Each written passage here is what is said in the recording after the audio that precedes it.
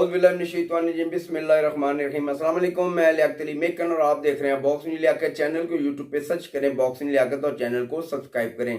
कल दुनिया न्यूज़ पर कामरान खान के शो में साबिक वज़ीर आज़म इमरान खान साहब ने एक बड़ा तफसीली इंटरव्यू दिया और तारीख के बदतरीन यूटर्न उन्होंने लिए। वो तारीख के बदतरीन यूटर्न जिन पर इमरान खान ने अपनी सियासत को चमकाया, इस कौम को वरगलाया और नौजवानों के दिमाग में एक ऐसा फतूर भर दिया है कि मेरे सिवा तो शायद अब इस मुल्क में कोई बंदा ही नहीं है, मेरे सिवा तो अब इस मुल्क का कोई निज़ाम ही नहीं चल सकता। दोबारा से उन्होंने अपना वो पुराना नारा दोहराया कि मैं और मेरी टीम, सिर्फ मेरी टीम है जो कि इस मुल्क को बहरान से निकालेगी। और मुझे याद है कि जब पिछली दफ़ा आपकी टीम ने इस मुल्क के साथ क्या किया, आपने कहा था कि 200 बंदों की टीम मौजूद है और 200 अरब डॉलर भी इस पाकिस्तान में आएंगे। लेकिन मैं सबसे पहले बात करना चाहूँगा कि जो उन्होंने पाकिस्तान इस्लामाबाद हाई कोर्ट के बारे में रिमार्क्स दिए, उन्होंने कहा कि मेरी बात को नहीं सुना गया। मैं चाहता था कि मैं अपने दिल की बात कह सकूं और शायद मैं वो अल्फाज बोल दूं जो कि वो सुनना चाहते थे। तो बड़ी माजरत के साथ खान साहब, आपने तो मौके गवा दिए, आपको तो बार बार मौके दिए अदालत आलिया ने, और शायद तारीख में किसी भी सियासतदान के लिए इतने मौके कभी भी अदालत ने फराहम नहीं किए।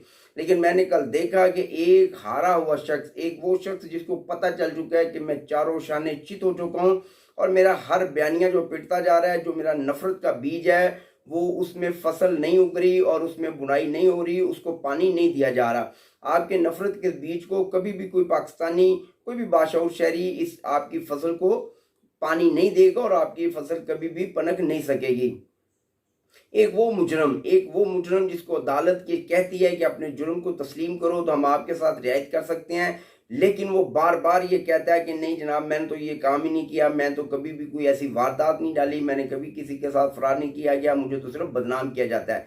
लेकिन जब सबूतों के साथ वो पकड़ा जाता है तो फिर उसके पास सिर्फ एक ही हल होता है कि वो कहता है कि मुझे माफ़ कर दिया जाए, ये मेरे से गलती होगी। और यही इमरान खान का कल कहने का मतलब था।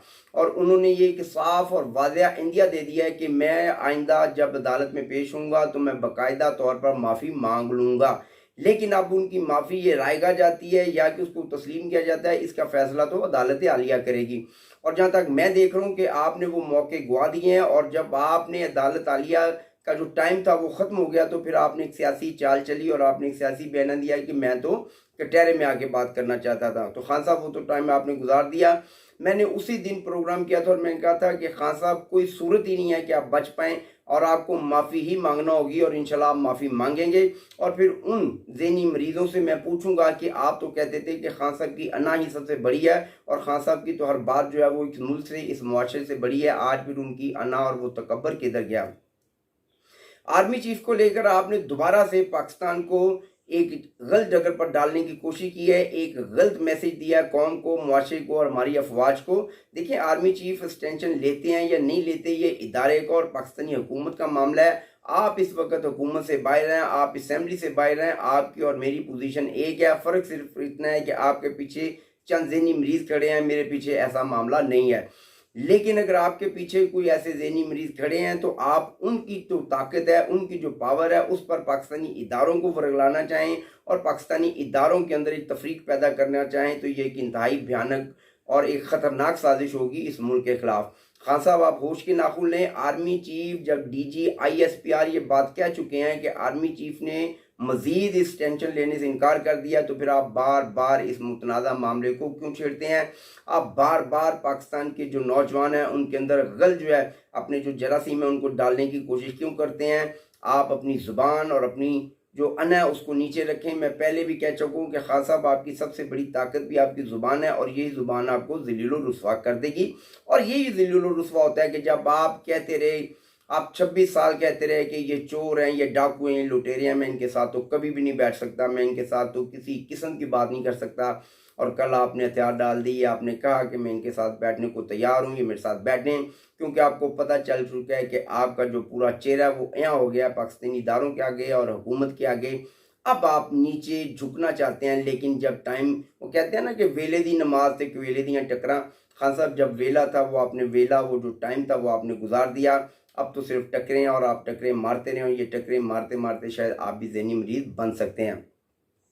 खान साहब, आपने कहा, मैं देखें फ़ौज का मामला है, मैं इस पर ज़्यादा बात नहीं करना चाहता क्योंकि बड़ा हसास मामला है, लेकिन मैं आपको एक बात वाज़ह कर दूं, पाकिस्तान का आर्मी चीफ या पाकिस्तानी फौज किसी की गुलाम नहीं है। आप बार बार कहते हैं कि हाँ क्या हम किसी के गुलाम हैं, तो हमारा ये इदारा शुक्र अल्हम्दुलिल्लाह पूरी दुनिया में किसी का गुलाम कभी भी साबित नहीं हुआ। उसने हमेशा मुल्क और मुल्क की बका की खातिर जो भी इकदाम किए हैं वो हमेशा किए हैं। और मेरे मुल्क का आर्मी चीफ वो कैसे आपकी बात को ऑन करेगा, या वो कैसे सिर्फ आपकी बात के साथ खड़ा हो जाएगा, सिर्फ आपकी अना और आपकी तस्कीन के लिए पाकिस्तानी फौज जो है अपने मामलात या अपने असूलों को रद्द बदल करे। आर्मी चीफ को अगर इस्तिस्ना दी जाती है तो इसमें भी कोई मुज़ायका नहीं है, आर्मी चीफ इस्तिस्ना हासिल कर सकते हैं, लेकिन ये फैसला आखिरकार आर्मी खुद करेगी और आर्मी चीफ खुद करेंगे। ये फैसला या इस मामला पे मुझे आपको बात करने का ज़्यादा इख्तियार हासिल नहीं है। अमेरिका को लेकर आपने कहा जी अमेरिका के तो मेरे साथ बड़े अच्छे ताल्लुकात हैं, मेरे डोनाल्ड ट्रंप के साथ बड़े अच्छे ताल्लुकात हैं। जनाब अमेरिका तो हमेशा उन लोगों के साथ खड़ा रहता है जो अपने मुल्क के लिए मुखलिस होते हैं, जो अपने मुल्क के लिए काम करते हैं। अमेरिका कभी उन लोगों के साथ खड़ा नहीं होता जो सिर्फ अपनी ज़ात के लिए खड़े होते हैं। तो फिर क्या, जब अमेरिका ने रजीम चेंज किया तो अमेरिका को ये पता चल चुका था कि खान साहब आप इस मुल्क के खिलाफ, आप इस कौम के लिए एक इंतहाई ख़तरनाक आदमी बन चुके हैं और आपको किसी तरह से भी इस मुल्क से दूर करना चाहिए, या आपको इनकी जो सियासत है, आप जो भागदौड़ संभालना चाहते हैं, आपको उस गद्दी से उतार दिया जाए। जब या तो फिर आप ये समझें, आप का कहने का मतलब ये था कि मैं वो शख्स हूँ जो कि अपने मुल्क के साथ मुखलिस नहीं हूँ, क्योंकि अमेरिका हमेशा उसके साथ खड़ा होता है जो कि मुखलिस है। और आज आप अमेरिका के लिए एजेंसियां हायर कर रहे हैं, अमेरिका जी जो सफ़ीर हैं उनसे आप खुफिया मुलाकातें कर रहे हैं और अपनी पोजीशन को वादिया कर रहे हैं। और ये जो आपने बयान दिए हैं ये भी अमेरिका के कहने पर दिए हैं, क्योंकि अमेरिका ने आपकी खिंचाई की है। उन्होंने कहा है कि जब हम आप जैसे शख्स को लिफ्ट ही नहीं कराते, हम आपसे बात ही करना नहीं चाहते, तो आपने हमें बदनाम किया। तो क्यों किया? आपने कहा कि डोनाल्ड ट्रंप के साथ मेरे बड़े अच्छे ताल्लुकात थे। वाकई आपके डोनाल्ड ट्रंप से बहुत अच्छे ताल्लुकात थे। डोनाल्ड ट्रंप के कहने पर आपने कश्मीर उनके हवाले कर दिया। डोनाल्ड ट्रंप के कहने पर आपने इस मुल्क में इंतशार पैदा किया। और डोनाल्ड ट्रंप ही एक ऐसा बंदा था जो कि आपकी नफ्सियात और आपकी ज़हनियत के ऐन मुताबिक था। मेरी बात समझ आए तो मेरी बात को शेयर करें। पाकिस्तान जिंदाबाद, मेरे इदारे पाइंदाबाद, और खान साहब अपनी ज़ुबान को लगाम दें, वरना यही कौम होगी और आपका गिरेबान होगा। और याद रखिए आपके उस झूठ के बयानिए के जो गुबार है वहाँ से वहाँ निकलने वाली है, और अनकरीब आप ज़मीन बोस हो जाएंगे, क्योंकि आप इस वक्त मुल्क और मुआशरे के लिए इंतहाई ख़तरनाक एक जहर बन चुके हैं। मेरी बात समझ आए तो मेरी बात को शेयर करें। पाकिस्तान जिंदाबाद। अस्सलाम वालेकुम।